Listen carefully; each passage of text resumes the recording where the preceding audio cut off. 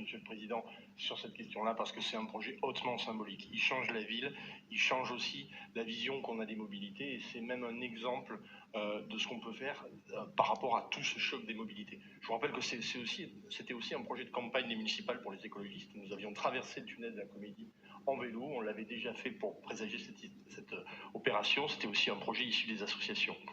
Il y a un vrai enjeu à changer les comportements, et là on le montre réellement. Et c'est très très fort de remplacer des voitures par le vélo, puisqu'en l'occurrence, le but du jeu, et on le répète sans cesse, c'est de changer ses comportements. 60% des trajets, je pense qu'il faut le répéter sans cesse parce que c'est vraiment ça qui doit rentrer. 60% des trajets sont effectués en voiture sur des distances de moins de 4 km.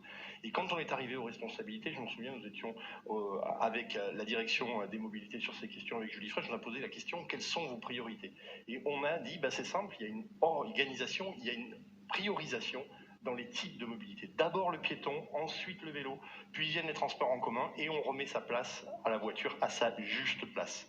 Parce que nous sommes tous piétons, parce que nous pouvons être cyclistes, parce que nous pouvons prendre les transports en commun, et parce qu'on peut ne pas prendre la voiture ou la prendre moins.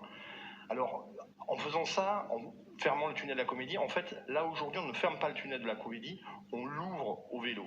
Et donc, c'est vraiment la politique la plus symbolique de ces questions des mobilités et une pièce maîtresse du dispositif entre l'anneau vélo et les vélos-lignes.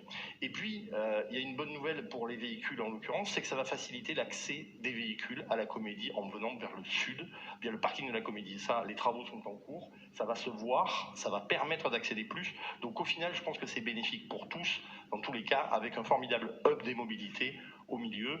Il s'agit juste de remettre sa voiture à sa place et de faire d'une priorité le vélo. Et je rassure tout le monde, à la fin, tout va bien se passer.